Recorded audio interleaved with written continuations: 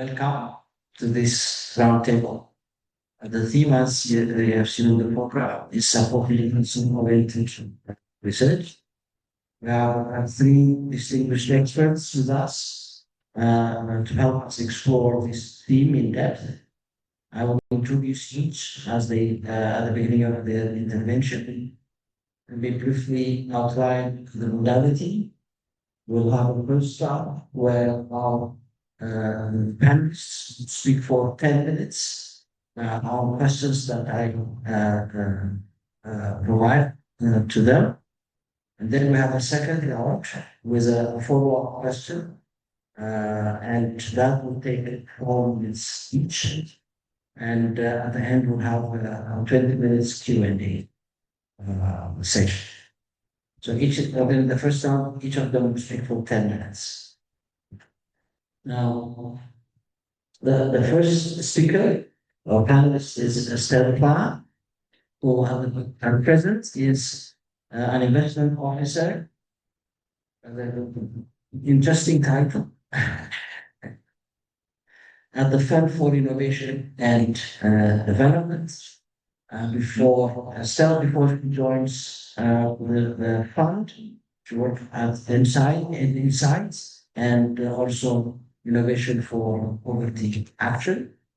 And she has studied at the Paris School of Economics. With Estelle, presently, ODA is declining, and a lot of compared to other financial flows such as remittances.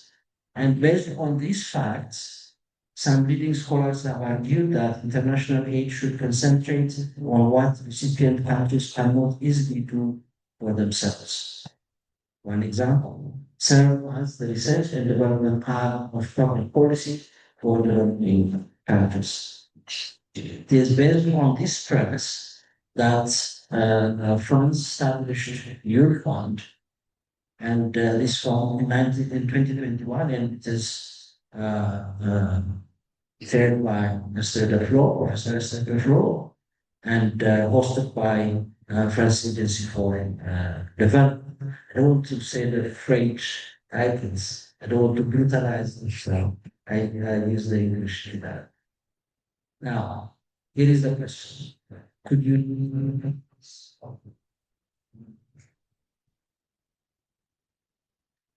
you tell us more about FID's, the Fund for Innovation and Development, current priorities, its evolving relationship with the research community, and how initiatives like IPORA might best contribute to its agenda? Thank you. So the question we ask ourselves every day at the Fund for Innovation and Development is really how do we get from a good idea to policy at scale? What does it take? And we believe that evidence is part of the answer, but really the hardest part is building the bridge between evidence and real lasting change in the lives of people. And this is the Fund for Innovation and Development mandate. As you said, it was created in France in 2021. It's an independent fund hosted within the French Development Agency. And as you said, it's chaired by Estelle Plat, the Nobel laureate, whose work has reshaped how we use evidence in development policy. And really the fund's mission is to identify, fund, and scale innovations that reduce poverty and inequalities. So, and we are not a traditional research funder. We are not an academic grant maker. We'll get to that a little bit later. We purposely sit at the intersection of innovation, rigorous evaluation, and public policy impact. Since 2021, we have funded around 106 projects across 30 plus countries. So you asked whether we had any priorities. We have no thematic priorities. I think I heard in the previous panel about how donors' agenda might or actually are shaping some of the research questions.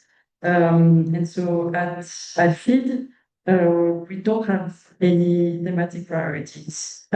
We work across sectors, and the only priority we have is actually our 3 criteria for eligibility. The first one is impact potential. Does your innovation or your project addresses a real problem, a significant problem that is affecting the lives of millions of people? And do you bring evidence that it would make a credible difference in people's lives? The second criterion is cost effectiveness. We are stewards of public resources. We are the French Development Agency. We are using public funds.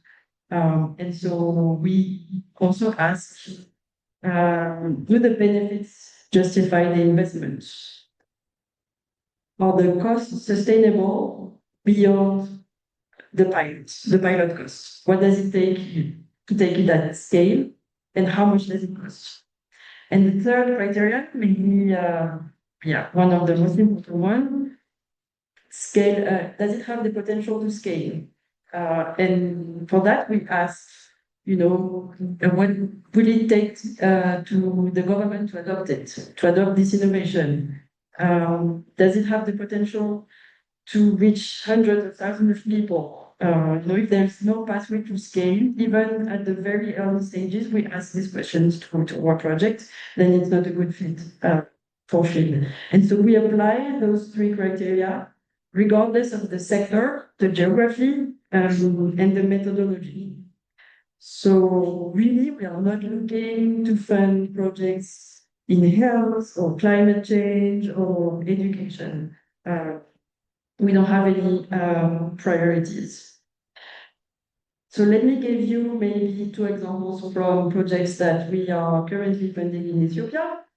One project is led by Digital Green, the Bordeaux School of Economics, and the Addis Ababa University. And it's about Farmer Chat, which is an AI chatbot for public extension workers, so development agents and farmers. And so this chatbot gives real-time advice and also uses voice and image features to give localized and timely advice to farmers and development agents. And so FID is funding the impact evaluation of this innovation in 15 morelas in Oromia, and aiming to reach around 200,000 farmers. And it has been built in collaboration with the Ministry of Agriculture. And this is not, incidental. It's a requirement. And as I said, we are funding a rigorous impact evaluation to generate global evidence.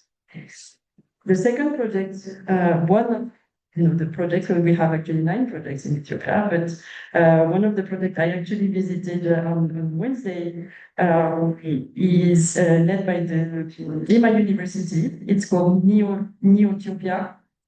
And so as you know, Ethiopia has one of the world's highest neonatal mortality rates. And what the GMAN University is doing is they have designed a low-cost wearable device that detects sepsis and respiratory distress for babies. It works on a 24-hour battery with affordable components that are locally made. So they plan to pilot in 3 to 5 hospitals and with about 200 newborns. And what's also important is that they really build the local biomedical engineering capacity within GMAN University to reduce the dependency on imported equipment. That was one of their main, objective, to reduce their dependence on imported equipment. And so, that brings me to the research and policy interface. I've mentioned the impact evaluation that we are doing, that we are funding with Digital Green. For us, the research and the impact evaluation is not the endpoint. It's really a means. So the key question we always ask is, what happened after the paper? Because we all know that researchers, you want to publish your papers, but what happens next? And so we require a scaling model, like which ministry is going to take this on? What is the regulatory pathway? It applies to this project, the New Ethiopia project. They are applying to conformity. They are applying to the Ethiopia Food and Drug Authority to get all the authorizations to pilot and potentially to scale their innovation. What is the cost structure at scale for innovation? And what needs to change in the public budgets? Should your innovation be scaled at the national level? And so that brings me to the complementarity between what we do and what IPORA does. And so I think what IPORA can do is really research with a clear theory of change that connects the findings of research to the adoption of those findings. And the value added of IPORA is really to connect the researchers to policymakers and government counterparts. And also to have evaluation designs that speak really to decision makers. And the last thing is to generate evidence that actually travels across countries. And so I'll conclude by saying that we want innovations that are good enough to scale and rigorous enough to know why they work. So this is Fitsum. Thank you very much, Estelle. Now I clearly understand the title.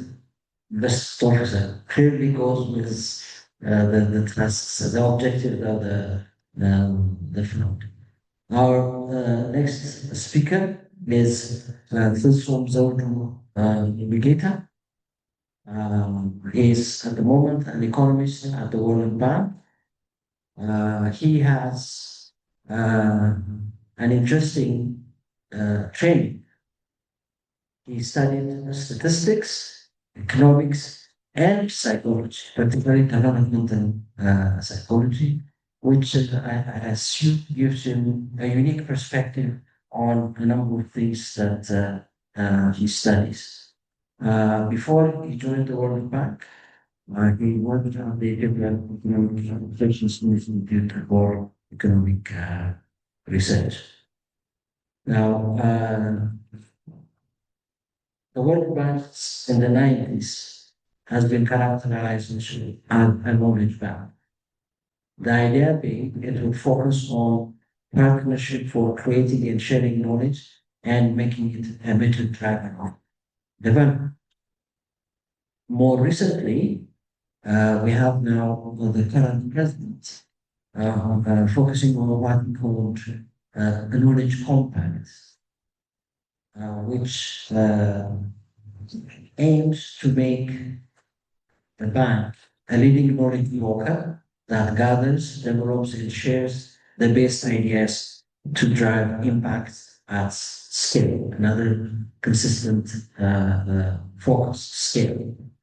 Now, from your experience at the World Bank in Ethiopia, how has this knowledge agenda played out in practice on the ground? And two, has the World Bank succeeded in making its global evidence base genuinely accessible and useful to Ethiopian policymakers and researchers?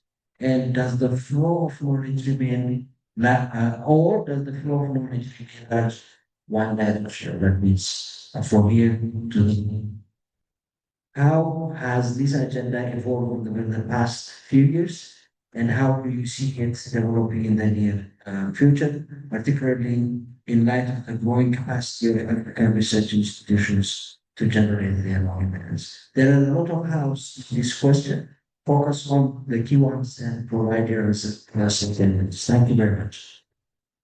Thank you very much, and thank you for inviting me. As you said, I'll share my experience from personal perspective. I will be speaking on behalf of the bank. Yes, let me start with the simple questions. The bank sees an urgency globally for the need for development interventions and the need to accelerate uh, developments in general, and knowledge plays a key role in that. And one the key reforms, as you might know, the bank is going through national reforms. One of it is strengthening the knowledge agenda. And if you're familiar with the bank, there are the World Bank Group has or had different part of it. The World Bank, which is the international development plan part of it, IDA and IBRD, and then there is the private sector side with IFC, then the government facilities through MIGA. So knowledge was generated in different parts and then kind of siloed between these different parts of the bank group. And now the effort is to bring all the knowledge together so that it can, whatever knowledge is out there is quickly gathered, curated, and applied for development work. And as you said, in the past, there was a tendency of packaging best practices and presenting solutions one direction, but now it's being intentionally pushed to learn from operations in country offices. The bank implements a number of projects, and from implementation of interventions projects, there is some knowledge, some learning. So in the past, those were kind of gathered as part of the project, close evaluation, and so on. But now these are being systematically documented so that it can inform implementations in other places. So this is basically what's happening. That bringing the knowledge together from different parts. Even within World Bank, we have different verticals like the people, plants, prosperity. So all of them had their own knowledge units that produce knowledge, and then is to the staff on the field. But now all those knowledge parts of it are being brought together into one. As you said, I mean, one of the questions is accessibility. The bank has a policy for the data and knowledge products to be accessed, and now so investing on the infrastructure, supporting it with AI. Any policymaker can go and you don't have to read the whole paper, but you can just ask, what is the evidence of this issue. So the infrastructure can help you in curating all the information, both from research and implementation experiences. But let me pivot to the last point, how the bank supports knowledge researchers, and also link to the questions that was, or the topic that we discussed earlier in the morning, and talk about a project that I'm involved in, which is called the Africa Think Tank Platform, which works with the African Union. And the objective of the project is to set up a platform that supports think tanks in Africa to set their own agenda. I mean, that would be aligned with the broader agenda the union. Since this framework isn't that, so there are priority areas, human capital, digital, food security, trade, climate change, and economic transformation within that. the think tanks translate their own agenda and work with the objective is to work both upstreams and downstreams. One is to work with the African Union to set policies at the African Union level, and then the other objective is to also support trickling down of policies set at the African Union to be adapted at the national level, at the member states level.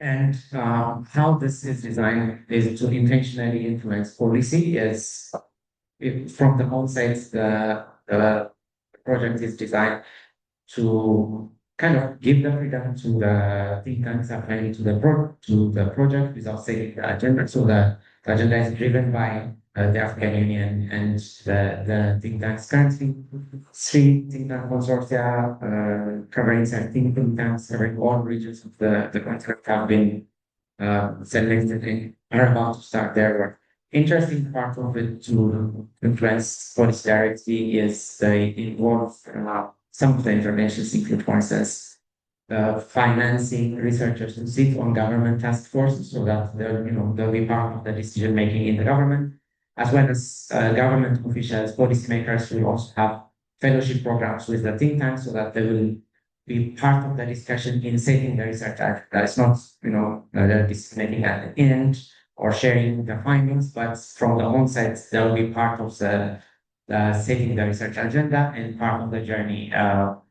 So this, I think, addresses one critical issue. We usually donors or funders come with or evaluate proposals and then finance that, and then we try to kind of translate that into policy at the issue dissemination. Right? But this one has actually funding to finance governments just to sit in the think tanks, as well as researchers to sit on government task forces. I'll be happy to continue if there will be more questions, but let me stop here. Thank you very much. Thank you very much, Fitsum. I see this relevance for cost effectiveness, scalability as a common theme run through your efforts, both the fund and the bank. Our third speaker is Professor Teketel Yohannes, Executive Director of the Ethiopian Academy of Sciences and a Professor of Physical Chemistry. I cannot properly summarize his achievements and goals over the years. I will simply state that he lectured in conduct research and performed various leadership courses at the Addis Ababa University for more than 4 decades. So his insights are obviously a reflection of the experience. Now, few countries has attracted sustained and diverse flow of international researchers have given different domains. Now, this abundance of international scientific interest on Ethiopia raises a number of questions. The first one is, has this engagement, in your opinion, strengthened Ethiopian research capacity, or has it in some domains substituted for it, in fact crowding out local researchers from funding and from the capacity to shape their own country's policy agenda? One prominent researcher, paleoanthropologist, expressed this concern, Johannes Taffesse. He said on the 50th anniversary of Lucy's discovery, African countries going to be stuck in the same old cycle where they are expected to facilitate Western scientists' research. End of thought. From the perspective of the Ethiopian Academy of Sciences, how do you assess this balance? That's the first related question. Second, has international research engagement on the whole, as a variant of the first question, strengthened or weakened the capacity of Ethiopian universities, now specific to the universities, and research institutions to conduct independent policy relevant research? And how do you see this evolving going forward? And finally, coming to IPORA, good platforms such as IPORA, which are designed around co-leadership between universities and a commitment to joint capacity building, help shift the balance towards more genuinely reciprocal collaboration. Thank you very much. Thank you also for these wonderful and important questions. There are three very important questions that I'm going to address.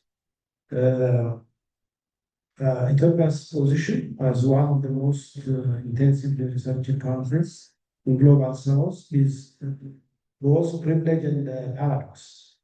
I'll tell you why I say it's a privilege in one hand and paradox in the other hand.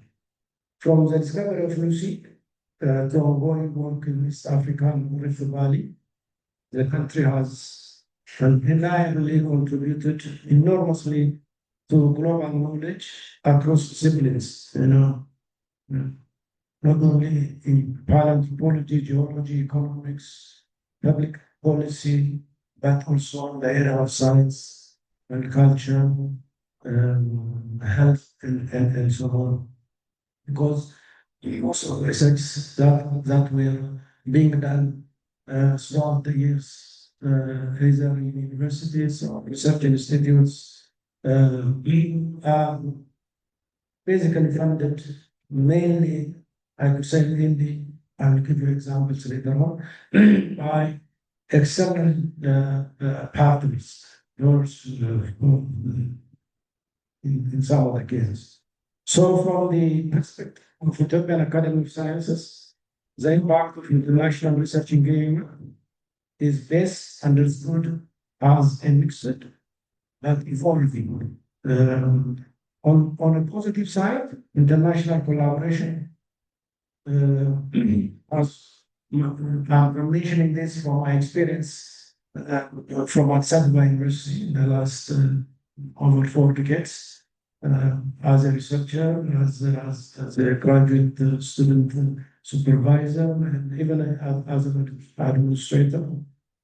Some of the positive, I can read it down the positive side, international collaborations. The first one is it brought critical financial resources into Ethiopian university and research institutions. This is a reality, and this is true. A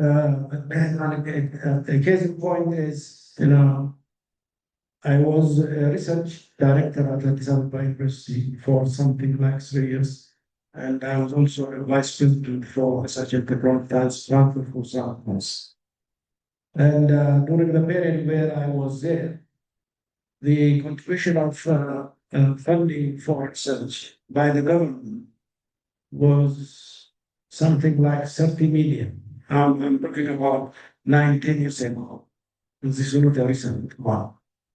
But at the same time, the funding that is generated by academic staff from different partners is over $500 million. If you compare 30 million with $500 million, Ethiopian government are talking about. Currently, it might be different, but this is what I know when I was there in that office. Therefore, international collaboration, as I say, it brings critical financial resource into Ethiopian universities and research institutions. I don't think this is changing even today. Yes, the amount of funding that is provided by the government might have increased, but proportionally the funding that is pulled in by academic staff from different organizations for sure is much higher. The second important point is it enabled knowledge transfer. That's one. Advanced training and exposure of global scientific standards. This is also a reality. Let me mention again one example. When I did my PhD, back, something like 7 years ago, 30 years ago. I was enrolled in a sandwich program. It's called the sandwich program, which was supported mainly by SIDA SAREC. For information, SIDA SAREC was, a main funder for the graduate program since graduate program in this country started back in 1980s or late 70s. And through this SIDA SAREC program, through the sandwich program, I had an opportunity to visit as part of my PhD to Sweden for 2 times for 1 year each. And again, in addition to support that I get for the travel and the stipend and so on, the program had also an opportunity to buy equipment, which I should bring with me here and continue my research. So the modality is you stay here 1 year, you go there for another 1 year, and then I came back with my equipment and I continued that research here, and finally I came back and finalized the thesis. So during those times, that small equipment which I bought helped me to advise a number of master's and PhD students, and something like 18 PhD students graduated under my supervision because of that equipment that I brought at that time. It does not mean the equipment are improved or expanded, but that is the seed for that. It is important for knowledge transfer. It also contributed to advancing advanced training, and it also gives exposure to the global scientific standards. This is also important. The other point is it facilitated access to network, technology, and publication platform that would otherwise be difficult to reach. Again, my example, I did my PhD, and then I had a number of postdocs in different countries, in Austria, Belgium, Italy, Japan. But I did the collaboration, the connection that I had during those times with different professors internationally contributed and helped me to have such a connection, not only for me, but also for myself. Which means international collaboration, therefore, is important. I'm not saying it's not important, it is important. And in several fields, particularly in health sciences, agriculture, and development economics, information sciences, the engagement has indeed strengthened local capacity and contributed to policy-relevant research. However, the concept raised, including by scholars like Yohannes was mentioned earlier, by Selassie, are both valid and also important. There are domains where international research has intentionally or not substituted rather than implemented local capacities. There are cases where there are substituted instead of complementarity. It also created asymmetries in agenda setting, because in some of the cases, the problem that is being done is driven by the funders, where research priorities are often externally defined.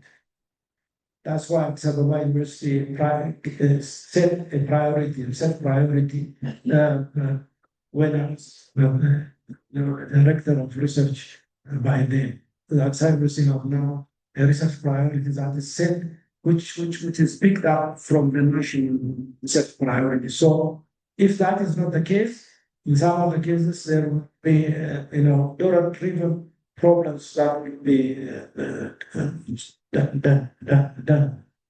The third point is limited opportunities for Ethiopian sectors to lead projects, control funds, or shape narratives about their own country. So these are some of the limitations which I could say. That's why the negative contribution has the positive side and the negative side as I mentioned. So this can result in a situation where Ethiopian institutions play more facilitation role, providing access, data, or field support rather than acting as equal intellectual partners. This is in some of the cases. So the central issue is not whether international collaboration is good and bad, but how it is structured. That's important. So looking ahead, there are reasons for cautious optimism. First, there is growing recognition, both globally and within Ethiopia, of the need for equitable partnership. This is important. Ethiopian universities and national bodies are increasingly asserting their role in defining research agenda, which I already mentioned as an example at Addis Ababa University. Leading large-scale projects, this is also a reality now. Negotiating more balanced funding arrangement, this is also something that we see frequently these days. So second, platforms like IPORA are particularly promising. Their emphasis on co-leadership between institutions, joint capacity building, and a long-term institutional partnership represents a shift from extractive or project-based collaboration towards genuinely reciprocal engagement. If implemented effectively, such models can strengthen institutional capacity, not just individual researchers. It also ensures that research is anchored in national priorities. And it also creates a pipeline for Ethiopian scholars to become principal investigators and global thought leaders. So finally, I emphasize that sustainable progress requires investment not only from international partners, but also domestically. This is important. Strengthening Ethiopia's research ecosystem ultimately depends on increase the national funding for research and development. There are many number of initiatives in that line. Upon the recommendation of the Ethiopian Academy of Sciences, the government established, National Research Council, for example, where the council, solicits funding to different researchers, opening a college. So this is one example. So there have to be increased national funding for research and development. Institutional autonomy is important, and governance reform is also important, which we see here at Addis Ababa University. And policies that incentivize high quality, policy relevant research is also important. Incentivizing the researchers is also something that have to be looked into. So in conclusion, international research engagement has neither simply strengthened nor weakened Ethiopia's research capacity. It has done both depending on the context. The task now is to tilt the balance deliberately towards partnership that empower Ethiopian institutions, amplify leadership, and ensure that research conducted in Ethiopia fully serves its people and its development priorities. Thank you very much. Thank you very much, Dr. for this excellent response. For the sake of conserving time, I will move the second round right away. This is a privilege that the moderator has to specify a question to our panelists, and our focus on data. So high quality and up-to-date data is obviously an essential component of policy-oriented research and subsequently evidence-informed policy making. There is clearly enough evidence that such data is not adequately provided. Even in the last few days, we have heard how data availability constraints ground truthing algorithm training, algorithm testing, and so on. So this is a critical point. And my suspicion is that it may get worse, given shrinking foreign aid budgets for richer countries and narrow fiscal space for governments in poor countries. The moral, the story is that creative solutions are indispensable. Here are the questions. Do your respective institutions and or their partners face this data power? Inadequacy, up-to-date and high-quality data.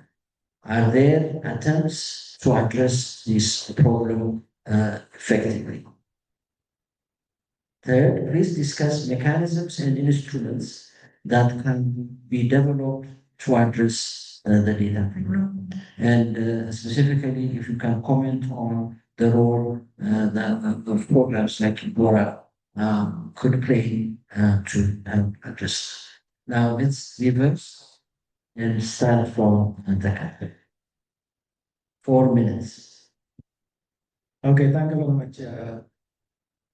I'm a chemist by profession, and probably I might not respond well to the issue related to data, but from my experience at the academy, recent experience, I can mention the importance of data. With that, I will try to respond the importance of adequate and updated data. Recently, the academy was commissioned to study nuclear power plant site selection, nuclear power plant site selections, and we pulled in over 20 high-level professionals from different disciplines, from geology, hydrology, social economy, structural engineers, nuclear scientists, and many more, 20 of them. And our main task is to identify the proper site for not one, but to have large number of possible site selections to list them from chronologically so that the decision will be made at the end. And for this to be decided, in all cases, data were required. This data is not data of 1 year, 2 years, or 3 years. This have to be should go back to, let's say, 100 years, even more. And in different areas, hydrology, the weather, the population, seismicity, and many more. And it was really very, very difficult to have such data in a conclusive manner. So yes, data update, data adequacy is important, in particular in the area of social science and humanity research or economic-related research.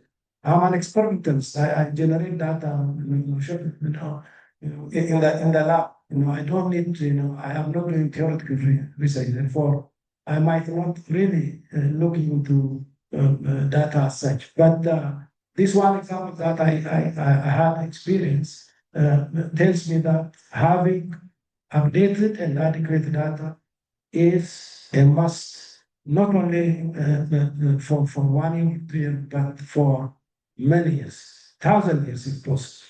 That's what I could say. Thank you. Thank you very much. So, Thank you. So, yes, the simple answer is we usually don't have enough data, particularly working developing countries. And the model that we are using at the bank is to support client governments to build their capacity to generate data. In Ethiopia, for instance, we have projects working with the with ESS, Ethiopian Statistical Services, to regularly generate household data on different socioeconomic indicators, so that data will be available over time to do analysis and policy making. We also have regional projects supporting data, including South Africa, again, projects working with the African Union. And in case you're wondering what doing with economics and developmental psychology background, I'm mostly focused on early childhood education in the education and its global practice. And just to highlight a couple of examples where our projects supported data, one is strengthening the education management information system. That means having a strong administrative data that is routinely collected. And through digitization, we can introduce some efficiency in light of the declining development financing. So if we have quality administrative data regularly, that also reduces the cost, the financial and time cost of collecting primary data, to answer some of the questions. Another area that I'm interested in is learning assessments. One of the areas that I've been working with is building the capacity of the education and assessment in examination services under the Ministry of Education to improve their learning assessment system. And one additional assessment they have introduced recently is the early learning assessment for pre-primary assessment. This learning assessment will help us, improving teachers' training, curriculum reform processes, and so on. So the objective here is to build the capacity in the client countries, so that will be part of the routine work. So it will not rely on partner or financing. I'm trying to say that the major how successful we are working with the government is how much relevant we're making ourselves. The government can take over that, and that is kind of a measure of success for me personally. Thank you very much. Thank you.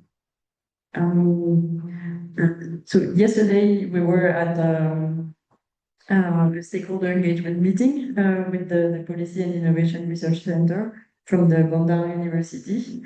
And Dr. Solomon said something that we know, but like having the number is always quite striking. He said that 80% of publications in the field of peace and conflict resolution studies are not cited even once by other researchers in this academic field. And so sometimes it's not really about data being available, it's about data being actually used. However, he also said that sometimes there's the issue of data quality, and this might be why some of these data findings are not actually used and cited, and that there could be also some bias in some research, right? He said that you look at the name of the researcher and you already know the findings in his field of study. And so going back to what FIT does, I think more than 60% of our projects have researchers with them, and all of our projects have a data collection component. It can be, a monitoring and evaluation system, collecting data during your pilot to ensure that your theory of change is actually correct on the ground. Of course, there are also impact evaluations, and there's also like tracking and monitoring impact at scale through data collection. And so I think, it's critical for IPORA projects to collect high quality data to inform policy. And I will say also that we have, in terms of mechanisms, we have specific grants at FID for public actors, for the public sector. They are called Transform Public Policies grants, and they are precisely aiming at strengthening the capacity to use evidence and data within the public sector. So, like, we have governments who can apply, different ministers or different public agencies who can apply to these grants so that they can partner with researchers to help collect data and use the data to inform their policy making. Thank you very much. We move to the last part, the Q&A. We have about 20 minutes. Okay. One, two, three. Now I would like to reserve the next two questions to ladies. Lady participants. We have the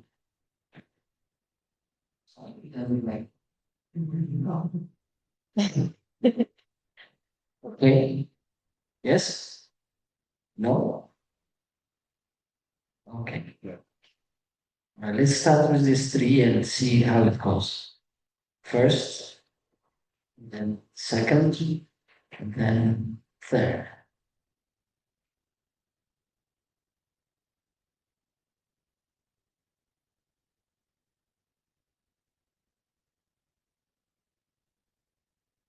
Okay, thank you very much for your very insightful presentations.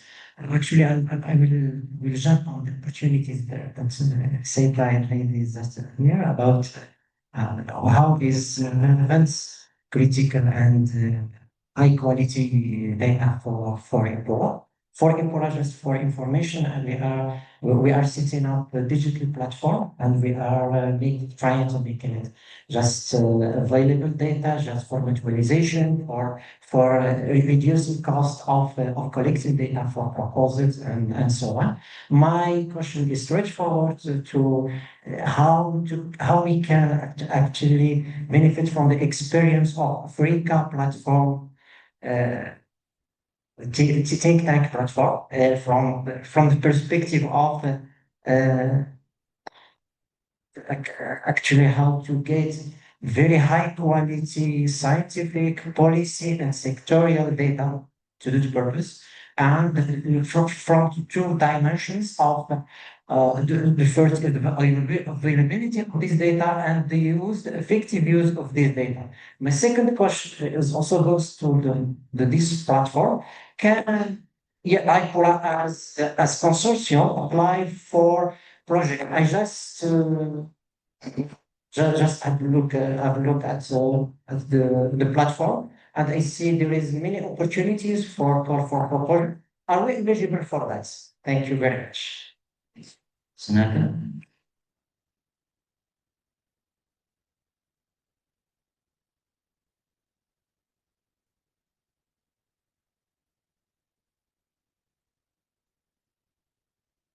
I can't hold the panelists, the presentation. My question is regarding data. Yes, data has to be reliable. We don't have also regenerate data. Available data has to be used. But there is always this like tension between national governments and institutions like the bank. Sometimes there are discrepancies, what the government says and what the bank says. Sometimes the bank reduces those rates. And also in the government side, I remember government officials openly talking how local officials, regional officials bring exaggerated kind of development data. So how are you going to manage these kinds of tensions? Thank you, Kara.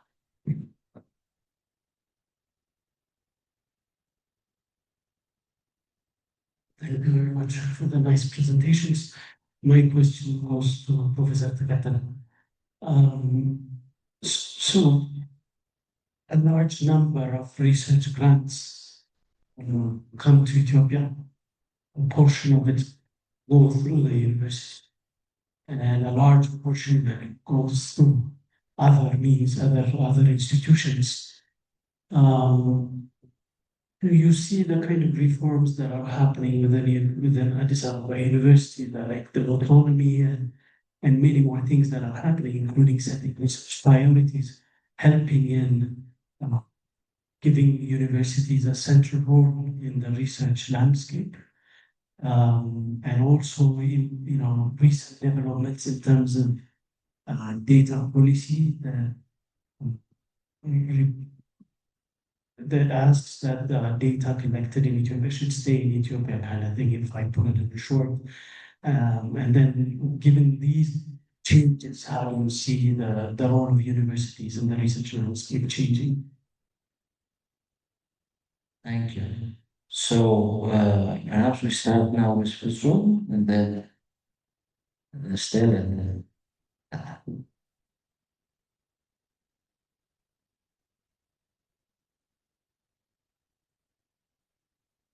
Thank you for those questions. Let me start by adding one clarification about the platform. The platform, the objective is, I talk about funding think tanks and consortia, but the bigger objective is to set up an organ in the African Union that will sustainably support research in the continent. So the leveraging funding from from donors, multilateral banks, as well as the private sector. So that's the fund goes to the platform, and then the platform finances, rather than donors setting the agenda and then financing it. That being said, directly to your question, in terms of data, it's at a very early stage. Hopefully, the think tanks are signing their agreements today or have signed yesterday. So it's just kind of things are getting started. But one of the institutional capacity building part of it is to organize a research and data repository. That's when policymakers are looking for research data that are publicly available or generated projects, they go to this repository, and then the repository, based on that, they'll make informed decision. And hopefully, again, it's bringing through AI and so on, they can quickly get to the information they want, curate it, and then use it for decision making. The first call for proposals, again, the target is African institute, African think tanks that are independent. So those who fulfill the criteria applied, I think it's drawn attention from around more than 200 think tanks, and the first round has been awarded to 30. Again, as I said, it's just yesterday and today the signing is happening. So we'll see if there will be more opportunities a year or so. Like once we have a kind of a concept of proof. And on the second question on data discrepancy, I think that is an issue we face in many places. And one of the things the bank is institutionalizing is the pre-analysis plan and research reproducibility, which kind of you have to outline what kind of data you'll be collecting, how you'll be analyzing, and then how you'll be making your conclusions before collecting the data. So that way, it kind of ensures that the data collected is in line with your pre-analysis plan, and that data should also be, I mean, for research to be published as World Bank working papers, they need to have the data disclosed and should be able to you should be able to reproduce. So that kind of gives some assurance of the data quality.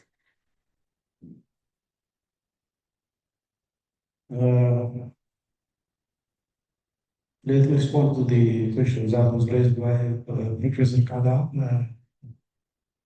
I think those people at Addis Ababa University who are there now might respond on that, but mine is just a general response to the question that it said from my experience at the academy. Recently, I had an opportunity to visit, to attend a workshop in Nairobi, invited by the organization called African Population Health Research Center, IPHRC. And the main discussion that we had there was they made a study, someone did a study, and the finding of that study was in some of the fields or most funding that was given to countries, African countries, are not 100% being utilized by the Africans. And majority part is one way or another going back, either collecting data and bringing the data there and analyze the data. And they are working on supporting different African organizations, universities, research institutions, to have their own financial system or HR system to bring it to high level. One of the reasons why this is happening is because of the process that they see at each universities and so on. And the due diligence it might not pass that step, and they are trying to have a certification. I know two institutions here in Ethiopia are certified. IRI is platinum certified, and Dilla University is gold certified, and others are also being certified, so that they will easily get funding directly instead of having some organization in between, and lifting up the levels that we have to need to have the funding to be directly channeled to any institutions. That's what I could see. And let me just again add one example. I had a daughter who studied bioinformatics, and she was working at the Broad Institute in the US, which is tied to Harvard and MIT. And her PhD work or her research work is based on the data that institution have, but collected here in Africa. So there are about 40,000 data that she was analyzing. And these were data collected from Ethiopia, but kept there, which are accessible by those who are here. And this is also one point that was reflected in that workshop. So we have to strengthen ourselves in terms of number of things so that we really fully work on or have the funding directly to each institution. That's what I could say. Thank you.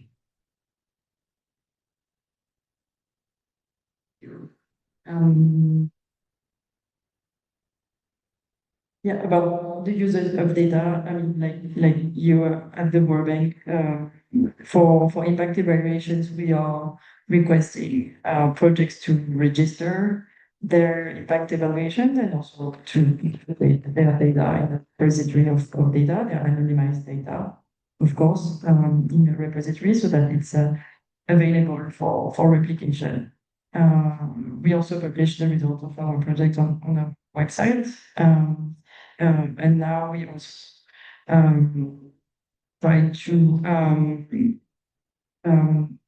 like make bridges between our projects and analyze the research results together. That's an ongoing work because field is only like 5 years old, and so we just now have results from projects that lasted like 3 years. I don't know if the question about whether the consortium would apply is directed to me, but I'll take the opportunity to say which kind of actor can apply to feed. So any actor can apply for feed funding. I said governments, public sector, but also NGOs, research organizations, universities, also the private sector. So the only actors who cannot apply are international actors. So obviously the World Bank, WHO, UNICEF, this type of actors are not eligible. And I'll also take the opportunity to say that in Ethiopia, we've been working with 5 universities. So the Addis Ababa universities, but also the Jimma University, Alemayehu University, Minch University, and the University of Gombe. So our work in Ethiopia is very much driven by universities. Thank you. Thank you very much. I think it's all exactly an hour since we start, and that's the time I wanted to ask. And please join me in thanking our panelists. Thank you very much. I have to the panelists. I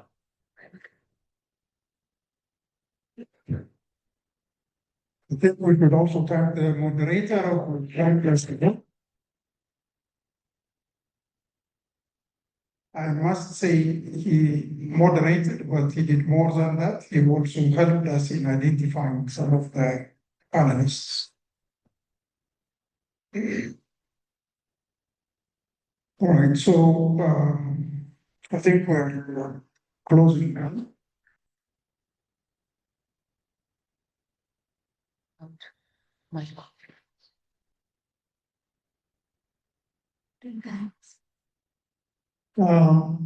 Yeah, so I don't have much to say, but let me just say a few things about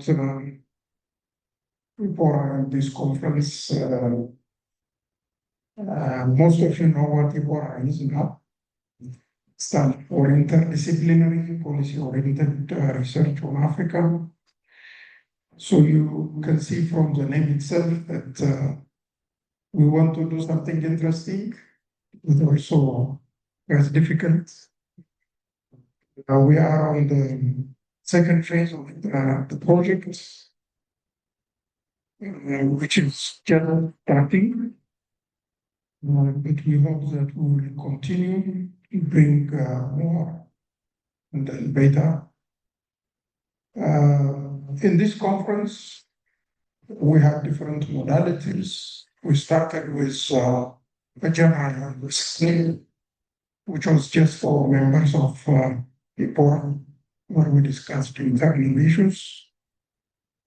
But we had a number of events that involved others who were interested, including what we call training meetings, as well as a number of paper presentations, discussions, panel discussions, including the one we just concluded, as well as at least one keynote speech. And talking about the keynote speech, our plan was to have two. And I must say that we wanted to have two, and we wanted to have one of them to be given by a lady or one. We tried different options. We didn't succeed. So I must say that because it's not intentional, but we were not successful. That's why. But talking about the keynotes, I must also say that we should thank Professor Teketel Yohannes, who gave a very interesting keynote speech yesterday. and he quickly responded positively to our requests. Well, in terms of evaluating the conference, we will, I think, send out a kind of survey online to hear your views about it. But I hope you enjoyed it generally. Of course, we expect some issues and we need some feedback for future improvements. Because I have the opportunity, I think I should also thank all of you for your contributions in different ways. So many people have contributed, so to take time to mention names, but at least in terms of categories, we have presenters, we have panelists, moderators, chairs of sessions, keynote speakers, and the organizers of the conference. Thank you all. And we are concluding, and the tradition for the past 4 years or so has been that the institution that is taking over in terms of organizing the conference would say something at the end. We had this type of conferences annually. I think we had 4 of them in hybrid formats. So this is the 4th one in terms of hybrid formats. And we have 4 founding institutions, universities. So basically we're the last. The other 3 have already organized ones. So normally we would expect those who organized the first one, and that is Côte d'Ivoire, to take over. Also, it may still be hybrid, but those who would attend the face-to-face may probably be only those in Côte d'Ivoire. So we'll see how it goes. But in any case, thank you very much again, and we'll give the floor to Professor Seyoum, who is the president of Felix Hoffer University.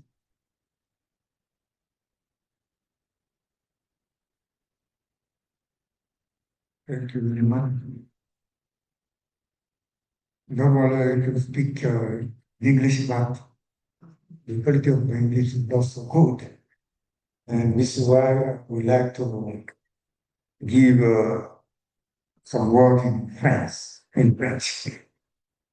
Donc, je voudrais, au nom donc de l'équipe IPORA, en tout cas remercier les autorités éthiopiennes pour avoir permis que cette 5e année d'IPORA se tienne donc à l'université d'Addis Ababa.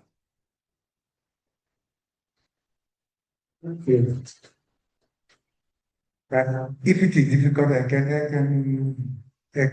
Bon, vous avez compris? Voilà. Bon, thank you very much for being here. Anyways, he's thanking everyone for being here. It was such a great pleasure to all be here and have a very fruitful and eventful week. Yes. Je voudrais donc particulièrement remercier et féliciter le président de l'université d'Addis Abeba, son équipe et le comité d'organisation pour la qualité de l'accueil et pour la bonne organisation de cette 5e AG. He would also like to thank the president of Addis Ababa for the organization team, the local team, for all the great work that they have done. And I would also like to say that we have done. Tout à l'heure, elle nous a déjà écrit ce que cette AG a fait. Il faut dire que nous allons garder, en tout cas, de très bons souvenirs de notre séjour à Addis Abeba et aussi donc de la qualité donc, des échanges et des discussions que nous avons eues ici. So Professor Alu summarized it pretty much, but we would like to keep the quality of discussions, exchanges, topics, and all these fruitful discussions moving forward. Et je voudrais particulièrement aussi citer les initiateurs membres des différentes équipes IPORA, les panélistes et les participants donc, à cette cinquième AG. So he's also thanking all the researchers from IPORA, all the panelists, and all the participants for taking part and contributing. Et espérer que vraiment l'interdisciplinarité que nous souhaitons soit vraiment une réalité dans toutes nos institutions et que toutes les politiques soient effectivement basées maintenant sur la recherche interdisciplinaire. And really hopes for the interdisciplinarity work that we are trying to achieve really becomes embedded and contributes to something. Et l'université Fitsum Mulugeta, qui est donc, doit accueillir effectivement la cinquième partie donc, du programme, est heureuse et fière donc, de pouvoir organiser cette cinquième AG. Et je prends l'engagement avec donc, les membres de l'équipe nationale de faire en sorte que cette AG, en tout cas, se tienne dans de très bonnes conditions et que, en tout cas, ça puisse aider, en tout cas, le programme IPORA à atteindre donc son objectif principal, qui est donc de faire en sorte que l'interdisciplinarité soit vraiment de mise dans l'ensemble, dans la plupart des recherches qui sont menées et que toutes les politiques se basent donc sur la recherche interdisciplinaire. So, very few words. The University Félix Sophie-Boigny in Abidjan is very grateful to be able to host the 5th General Assembly that will take place in Abidjan, hybrid. And from now on, they will start taking the lead in organizing and making sure that interdisciplinarity is, j'ai oublié le mot. Voilà. En tout cas, policy oriented research. Je voudrais donc souhaiter, en tout cas, c'est pas seulement pouvoir clôturer, en tout cas dire que nous sommes très heureux de pouvoir accueillir cette machine et nous ferons tout pour que ce soit une réussite particulière. Et comment vivre dans le projet IPORA, le programme IPORA, et vivre dans le partenariat académique entre l'Union et l'Afrique. Je vous remercie.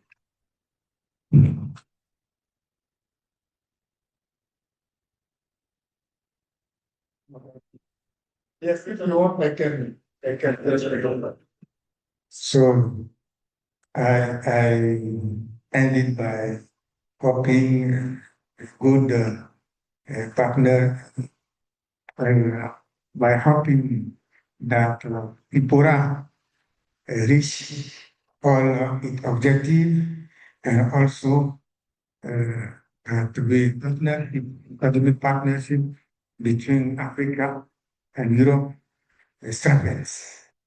Thank you very much.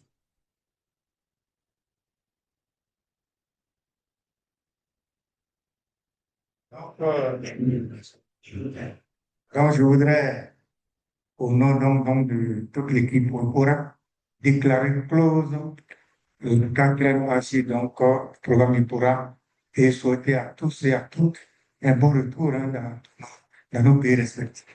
Merci.